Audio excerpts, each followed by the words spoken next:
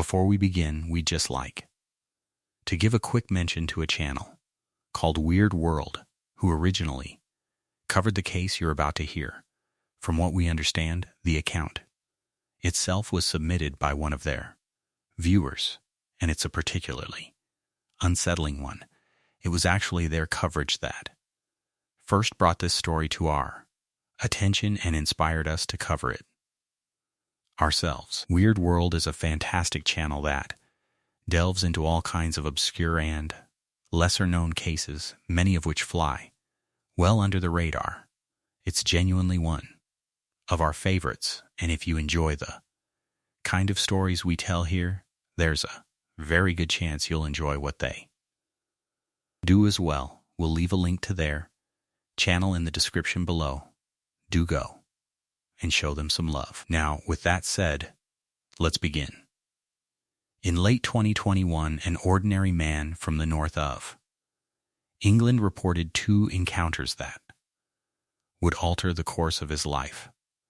The first took place in the early hours of the morning and left him questioning the nature of consciousness itself. The second occurred months later. Between these 2 events lay a period of illness so severe that doctors could not explain how he survived at all. Whether these experiences were connected remains uncertain, but taken together they form a deeply unsettling account of contact, consequence, and the possibility that some encounters are never meant to be remembered. In the autumn of 2021, life in the town of New Mills, Derbyshire, moved at its usual pace. Nestled at the edge of the Peak District, the town sits amongst steep hills and narrow valleys, its streets winding upwards away from the center into quieter residential areas. Union Road runs through one of these elevated stretches. The houses along it are older, many dating back to the late 19th century, built long before modern insulation or lighting was ever considered. They are solid structures, adapted over time rather than replaced, and many still retain the layout and character of their original design. One such house stood several stories tall, with a cellar below ground, living spaces at street level, bedrooms above, and an attic tucked beneath the roof. By 2021, the building had been divided into shared accommodation. At the very top, beneath the sloping ceiling, was a converted attic bedroom. A skylight was set directly above the bed, an older-style Velux window that opened outwards and offered an unobstructed view of the sky. When left open, it allowed in fresh air, distant sounds, and the occasional glow of passing cloud cover. This was where Billy Brown lived. Billy went to bed on the evening of Saturday, the 9th of October, at around 10:00. Before settling down, he opened the skylight above his bed, pushing it wide so that it would remain open throughout the night. At some point during the early hours of Sunday morning, Billy was pulled abruptly out of sleep. He later estimated the time to be somewhere between 3 and 5 a.m. What awoke him was not a loud noise, but something far stranger. He described it as a sound resembling 2 budgerigars nestled close together, quietly chattering back and forth. The moment Billy opened his eyes, the sound stopped. In the silence that followed, he became aware that he was not alone. Standing beside his bed was a figure he could not immediately reconcile with what he was seeing. His room was not completely dark. He estimated it was perhaps 60% to 70% with enough ambient light filtering in from outside for him to make out shapes, depth, and detail. In that low light, he could clearly see the outline of a being approximately 4 feet in height. Billy would later describe it as resembling what is commonly referred to as a gray alien. The figure had a large, elongated head that widened towards the top, a narrow chin, and deep-set black eyes that dominated its face. Its skin appeared rough with visible lines that gave the impression of age rather than smoothness. This was not, in his words, a childlike or delicate figure. It looked old, worn. He could see it clearly enough to note these features without uncertainty. Despite the strangeness of the situation, Billy did not feel fear. Instead, he found himself half sitting, up in bed, his legs straightened together in front of him, his back raised at roughly a 45 angle. The reaction felt instinctive rather than deliberate, as though his body had adjusted itself without conscious thought. Still not panicked, he extended his hand towards the figure and said, "Hello." In response, the being raised its own hand and placed it against his. The moment they touched, Billy felt an intense sensation of heat pass through his body. The sensation was not painful, but it was overwhelming, unlike anything he'd experienced before. As the heat moved through him, Billy became aware that his feet were lifting from the bed. Although his upper body remained firmly seated, his legs rose upwards, lifting 5 or 6 inches into the air. He did not feel as though he was being pulled. There was no sensation of force acting upon him. His legs simply elevated, slowly and smoothly, as if responding to the energy passing through his body. At this point, Billy chose to break contact. He withdrew his hand from the being, and as soon as he did, his legs dropped back onto the bed. The heat sensation ceased immediately, and when he looked up again, the figure was gone.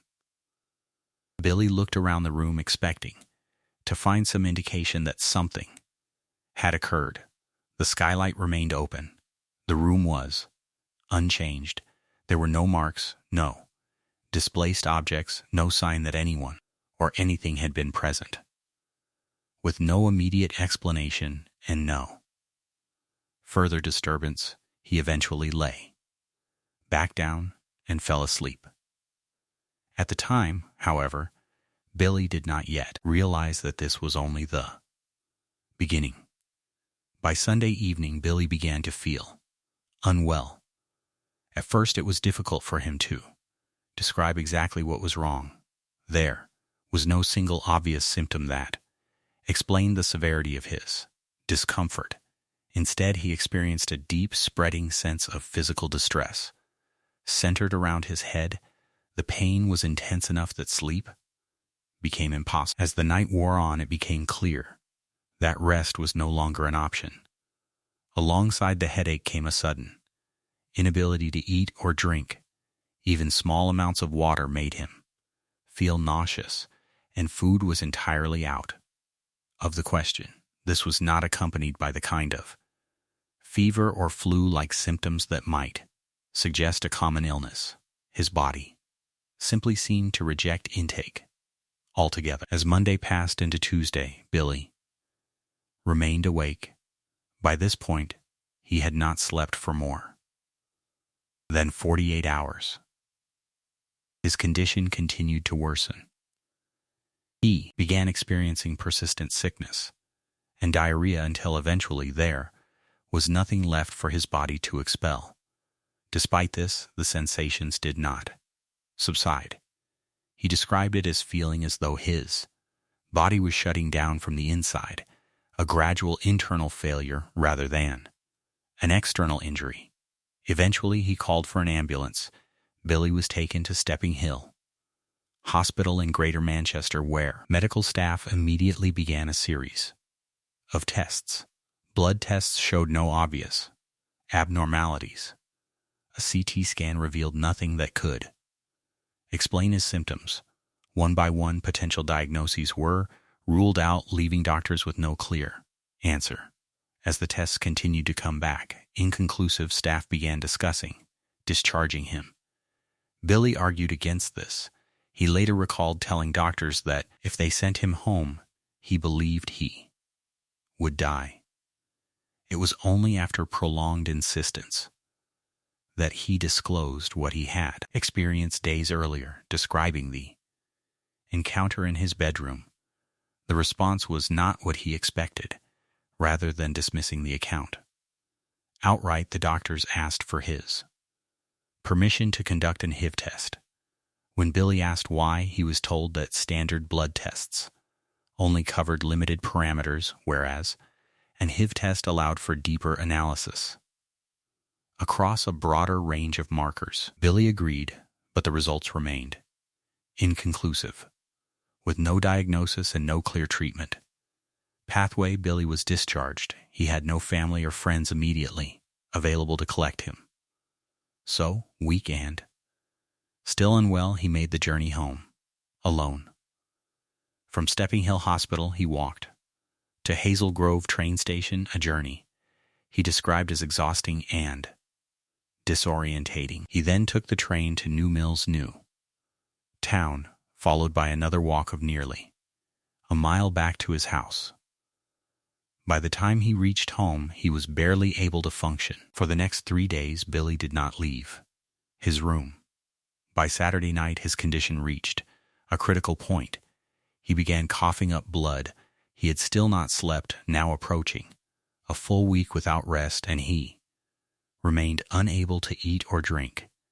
He later described this period as feeling close to death, not in a dramatic sense, but in a quiet, physical certainty that his body was simply failing. It was only by chance that help arrived.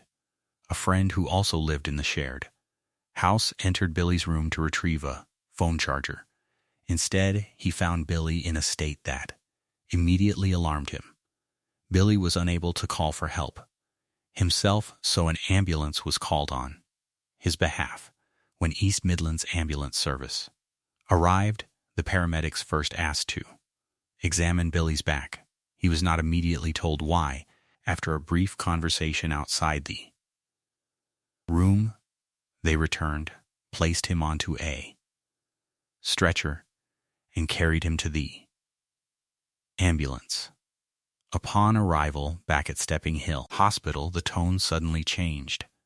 Billy asked if everything was going to be all right.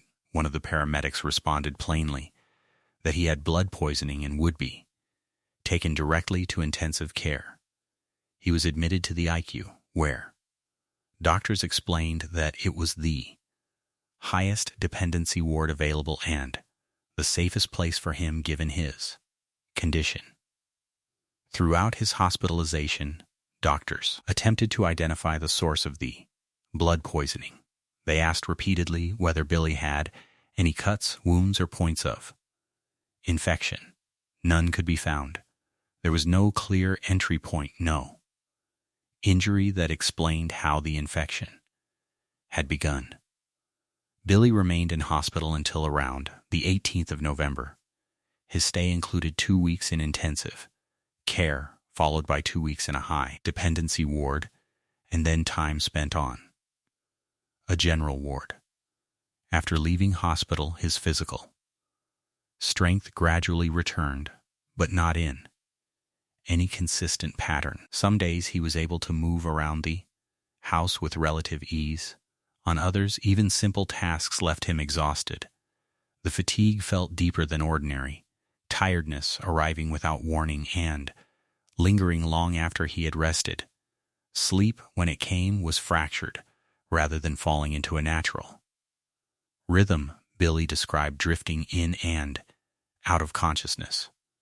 Dreams were vivid but difficult to recall, leaving behind only a vague sense of unease. He did not experience nightmares as such, but waking often brought the feeling that rest had not fully restored him.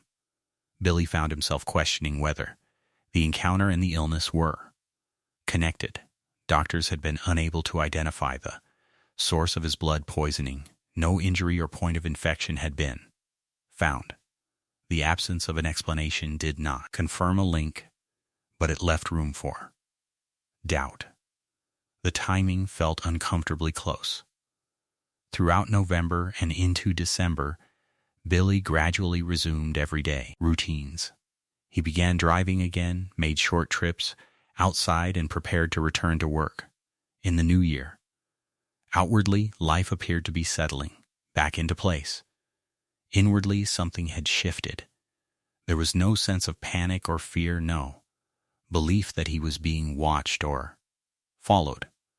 What remained was quieter than that, a feeling that the boundary between ordinary life and something unfamiliar had briefly thinned, and that its effects had not entirely passed. By mid-December, Billy felt well enough to travel. Still recovering and with time on his hands, he planned a short evening drive to visit his cousin in Huncote, Lancashire. It was meant to be unremarkable, a routine journey, a return to normality. He certainly did not expect anything else to happen.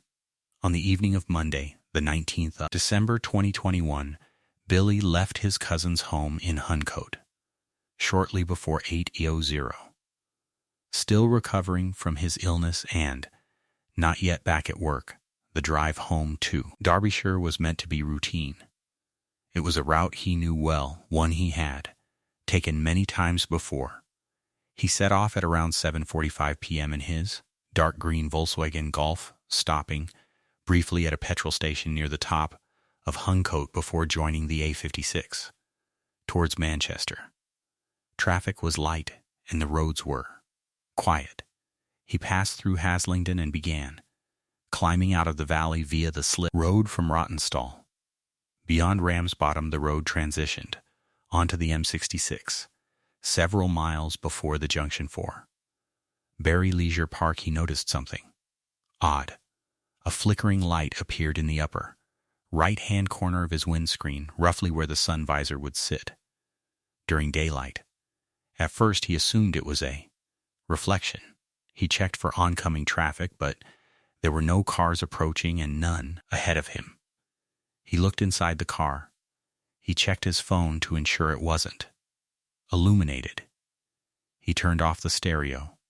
The light remained. Slowly, it spread across the top of the windscreen and down onto the dashboard, bathing the interior in a shifting glow. Billy eased off the accelerator and looked up. Above him, partially obscured by the low cloud, was a vast object. He estimated it was only a few hundred meters overhead and enormous in scale, wide enough to dwarf the 4 lanes of motorway beneath it. At its center was a large circular formation emitting a green plasma-like light. Around this central ring were 6 or possibly 8 spokes rotating in a slow, circular motion. These spokes pulsed rhythmically, illuminating the surrounding cloud. The center of the ring, however, remained dark. Billy could not make out a solid outline to the craft. Instead, its presence was defined by light alone. He later said he thought it was cloaked and that the dense cloud cover revealed its position. Had the night been clear, he believed it would have been invisible. For approximately 5 minutes, the object remained directly above his car. Billy observed as best he could as he continued driving. He did not stop or reach for his phone. He later explained that the experience felt strangely calm, as though fear never fully surfaced. The motorway ahead remained dark as the light faded from inside the car, yet the presence overhead persisted. As he passed the Barry Leisure Park junction and approached the M62 flyover, the object began to move. It accelerated smoothly, passing over his car and heading towards Manchester city center at a speed comparable to a low-flying aircraft. Within moments, it was gone. In the weeks that followed, Billy reflected on the 2 experiences: the encounter in his attic, the unexplained illness that nearly killed him, and now the vast object above the motorway. He began to wonder whether they were all connected, whether the second encounter had been an intrusion or something closer to observation. Billy believes he was never meant to wake during the first encounter, that whatever had been happening was interrupted, leaving him aware of something he was never intended to perceive. Had he slept through it, he believes he might never have known anything had occurred at all. Instead, he was left with questions and the lingering sense that something had returned weeks later, not to harm him, but to make sure he was okay. Billy Brown's experiences resist simple categorization. Taken individually, each element invites explanation. A nocturnal encounter in a half-lit room could be dismissed as a hypnagogic event. A sudden and severe illness might be attributed to an undetected infection. A vast object seen on a dark motorway could be explained away as misidentification or illusion. Yet, when viewed together, the timing and sequence of these events makes such compartmentalization difficult. There is also the question of awareness. Billy's belief that he was never meant to wake during the first encounter appears again and again in reports of anomalous experiences in which individuals feel they have crossed a threshold, accidentally becoming witnesses to something not intended for observation.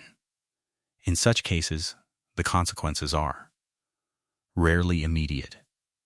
They unfold slowly, sometimes physically, sometimes psychologically, leaving the witness altered in ways that are difficult to articulate. If Billy's account is taken at face value, then the second encounter raises an even more troubling possibility. The notion that something returned not to interfere, but to observe, to confirm, to ensure that whatever had been disrupted had stabilized. Whether these events point to external intelligences, unknown natural phenomena, or the limits of human perception is impossible to say. What remains is the account itself and the unsettling suggestion that some encounters do not end when the experience is over. They linger, and sometimes they come back.